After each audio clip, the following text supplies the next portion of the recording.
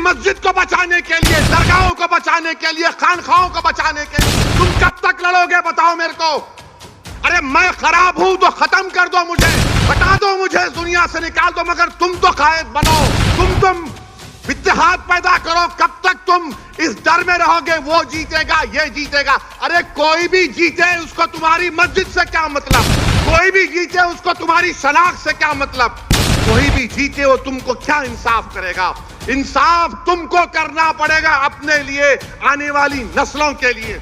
अस्सलामुअलैकुम। तो दोस्तों अभी आप लोगों ने असदुद्दीन अवैसी का जो शुरू में छोटा सा वीडियो क्लिप देखा है, ये वीडियो मैं आप लोगों को आगे पूरा दिखाने वाला हूं, जो इस वक्त सोशल मीडिया पर आग की तरह वायरल हो रहा है। लेकिन वीडियो दिखाने से पहले आप सभी से मैं रिक्वेस्ट करना चाहूँगा, जो लोग असदुद्दीन अवैसी को बीजेपी का बी टीम बताते हैं, उन लोगों को आज असदुद्दीन अवैसी का ये वीडियो लाजमी देखना चाहिए। जी हाँ दोस्तों, असदुद्दीन अवैसी ने वक्फ अमेंडमेंट बिल जो कि पार्लियामेंट के अंदर पास हो चुका है और मुसलमान अभी भी गफलत की नींद सो रहे हैं, अभी भी वो बेदार नहीं है, अभी भी वो होशियार नहीं है कि हमें जो है इस वक्फ अमेंडमेंट बिल के खिलाफ आवाज़ उठाना है। इतनी आवाज़ उठाना है कि भारत सरकार मजबूर हो जाए इस बिल को वापस करने के लिए। लेकिन दोस्तों आज भी मुसलमान गफलत की चादर ओढ़े हुए है, आज भी मुसलमान गहरी नींद के साथ सो रहा है, उसको कोई फिक्र नहीं है, उसको कोई टेंशन नहीं है। बस मुसलमान का काम ये हो गया है कि किसी की खोज में रहना कि कौन क्या कर रहा है, फला मुसलमान ये कर रहा है, फला मुसलमान ये कर रहा है। असदुद्दीन अवैसी बीजेपी के लिए काम करते हैं, उनको बीजेपी से पैसा मिलते हैं। अरे मेरे मुसलमान भाइयों, वाहिद एक ऐसा बंदा है जो पार्लियामेंट के अंदर खड़े होकर भरी संसद में मुसलमानों के हक के लिए लड़ता है, मुसलमानों के इंसाफ के लिए लड़ता है। माई का लाल पैदा नहीं हुआ है पार्लियामेंट के अंदर वो आंख में आग डालकर मोदी अमित शाह जी के सामने ये कहे कि ये वक्फ का जो बिल तुम पास कर रहे हो, यकीनन मुसलमानों के साथ बड़ी नाइंसाफ़ी कर रहे हो, मुसलमानों के वजूद को तुम लोग ख़त्म करना चाहते हो, उनकी जितनी भी तारीखी इबादत गाह हैं उनको अपनी कब्ज़े में लेना चाहते हो, अंडर में लेना चाहते हो। तो इस तरह से जो है असदुद्दीन अवैसी भरी पार्लियामेंट के अंदर आवाज़ उठाते हैं। लेकिन हम मुसलमानों का ये रवैया हो चुका है कि हम मुसलमान जो हक़ के लिए आवाज़ उठाता है, इंसाफ के लिए आवाज़ उठाता है, तो उन्हीं लोगों को हम मुसलमान बदनाम करते हैं। तो आइए मैं आप लोगों को असदुद्दीन अवैसी का ये वीडियो क्लिप दिखाना चाहूँगा। लेकिन वीडियो दिखाने से पहले आप सभी से रिक्वेस्ट करना चाहूँगा कि अपना कीमती टाइम निकाल कर इस वीडियो को पूरा देखिए, लास्ट तक देखिए और जितना हो सके इस वीडियो को ज़्यादा से ज़्यादा शेयर ज़रूर कीजिए। तो आइए सबसे पहले ये वीडियो क्लिप देखिए, फिर आगे बात करते हैं। वक्फ बिल का कानून पेश किया, नीतीश कुमार के पास सिर्फ 13 या 14 एमपी, कितने आसिम बेखार 13 हैं, 13 या 16, 13 हैं। अगर एमआईएम पार्टी के 3 एमपी होते, अख्तरुल ईमान और इम्तियाज जलील मेरे साथ होते, मोदी 10 बार सोचते थे ये बिल को लाए ना लाए, मगर आप थाली मार रहे हैं, आप लोग थाली मारते हैं। अगर हमारे 3 एमपी होते, वो कानून या वो बिल नहीं आता जिसके जरिए नरेंद्र मोदी उनकी सरकार वक्फ को खत्म करना चाहते हैं पूरे भारत में। कोई जायदाद वक्फ की नहीं रहेगी, मेरी बात मैं जिम्मेदारी के साथ कह रहा हूं, कोई जायदाद नहीं रहेगी वक्फ की। कलेक्टर को इतना पावर दे दिया जाएगा कि कोई भी कलेक्टर के पास जाकर बोलेगा, ये कलेक्टर साहब ये जो यतीम खाना है, ये जो खानखा है, ये जो दरगाह है, ये जो मस्जिद है, ये वक्फ नहीं है। अब मेरे इस बोलने के बाद बहुत से लोग बोलेंगे, ओवैसी तुम क्या कह रहे हो, पागल हो क्या? कोई भी जाकर बोल देगा, अरे ये कानून में लिखा है, इस बिल में लिखा है, क्या लिखा है कि कोई भी रोड चलता आदमी जिसका वक्फ से कोई ताल्लुक नहीं होगा, वो जाकर कलेक्टर को बोलेगा इंक्वायरी ऑर्डर करो। कलेक्टर जैसे इंक्वायरी ऑर्डर करेगा, उसमें कोई टाइम लिमिट नहीं है। जब कलेक्टर इंक्वायरी लिखेगा, इंक्वायरी कंप्लीट होने तक वो प्रॉपर्टी वक्फ की नहीं रहेगी। आप तो चले गई प्रॉपर्टी आपके हाथ से, दरगाह आपके हाथ से निकल गई, खानका आपके हाथ से निकल गई, मस्जिदें आपके हाथ से निकल जाएंगी, कब्रिस्तान आपके हाथ से निकल जाएगा। इस तरह का गंदा बिल इस भारत की पार्लियामेंट में मोदी ने पेश किया। और आपको मालूम वक्फ बाय यूजर, उसका मतलब यह है कि अगर कोई बरसों से किसी चीज को इस्तेमाल कर रहा है तो वक्फ बाय यूजर है। और यही प्रोविजन हिंदू धर्म में भी है। हिंदू धर्म की लॉ की मशहूर किताब BK मुखर्जी, उसमें लिखते हैं बाय यूसेज ये मंदिर की बन जाती है। ओडिशा के एंडोमेंट में, आंध्रा, तेलंगाना के, तमिलनाडु के एंडोमेंट में यह वक्फ बाय यूजर का कॉन्सेप्ट है। मगर मोदी बोल रहे नहीं रहेगा। उसका नुकसान क्या होगा? मोदी बोल रहे हैं डॉक्यूमेंट लेकर आओ। अगर आपके इलाके में 200 साल पुरानी मस्जिद है, कहां डॉक्यूमेंट मिलेगा?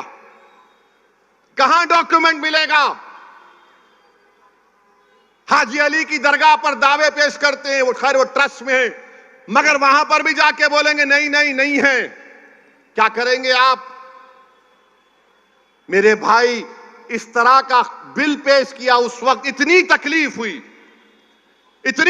हुई कि मेरा रोंगटा पुकार कर कह रहा था कि क्या हो गया इन लोगों को जो 14.5 करोड़ है और 5 को नहीं जिता सकते।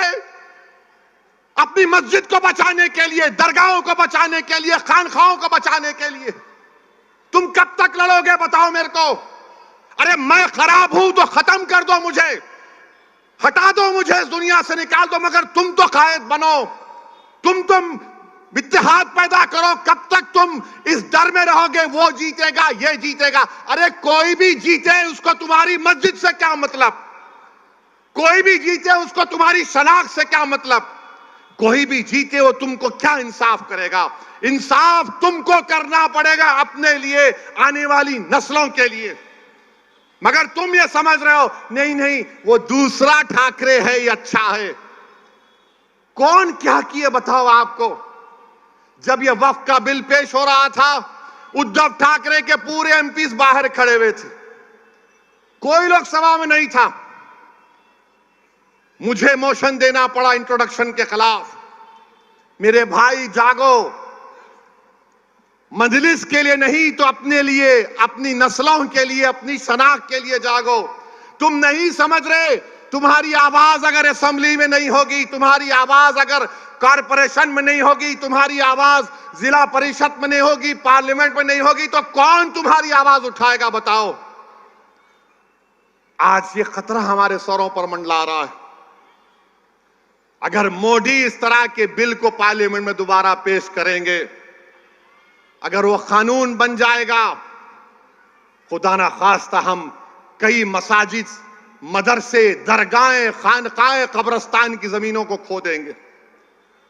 और आपको मालूम दिल्ली में सच्चर कमेटी ने पेज नंबर 221 में कहा कि दिल्ली में 130 वक्फ की प्रॉपर्टीज पर गवर्नमेंट ऑफ इंडिया ने, यानी मोदी की सरकार ने कब्जा करके बैठा हुआ है। उसकी लागत 2007 में 3000 करोड़ की थी। आज हम 2024 में हैं, कम से कम 10,000 करोड़ की प्रॉपर्टीज हैं जो गवर्नमेंट ऑफ इंडिया उस पर एंक्रोच कर रही है, काबिज है। मेरे भाई बताओ, अगर हमारे नुमाइंदे नहीं रहेंगे, हमारी आवाज नहीं उठेगी, तो फिर कौन उठाएगा तुम्हारी आवाज को? मौलाना आजाद को बोलने नहीं देते थे। तुम क्या, कौन सी खेत की मौली हो तुम? मगर सबक तो हासिल करो कि सन 47 के बाद जो मौलाना आजाद से हुआ वो हम पर तो चल रहा है ना, बीत रहा है हम पर। मेरे भाई, तुम क्या उस वक्त जागोगे जब तुम्हारे महलों की मस्जिद पर नोटिस लग जाएगी, this is not a Waqf property? तुम क्या उस वक्त उठोगे जब दरगाहों के सामने नोटिस लग जाएगी, this is not a Waqf property? तुम क्या उस वक्त उठोगे जब कब्रिस्तान में जाकर कह दिया जाएगा कि तेरे अब्बा की खबर पर तू शबे बारात के दिन आकर फूल नहीं चढ़ाएगा, ये वक्त प्रॉपर्टी नहीं है? तुम उस वक्त रहोगे। तो जी हाँ दोस्तों, आप लोगों ने असदुद्दीन अवैसी साहब का ये वायरल वीडियो क्लिप देखा है और सारी बातें आप लोगों ने सुनी है, जिसमें असदुद्दीन अवैसी ने कहा है कि अगर मैं ख़राब हूँ तो मुझे मार डालो, लेकिन तुम तो सुधरे हुए हो, तुम तो जाग जाओ, तुम तो होशियार हो जाओ, सड़क पर आकर, रोडों पर आकर कम से वक्फ अमेंडमेंट बिल के ख़िलाफ़ तो प्रोटेस्ट करो।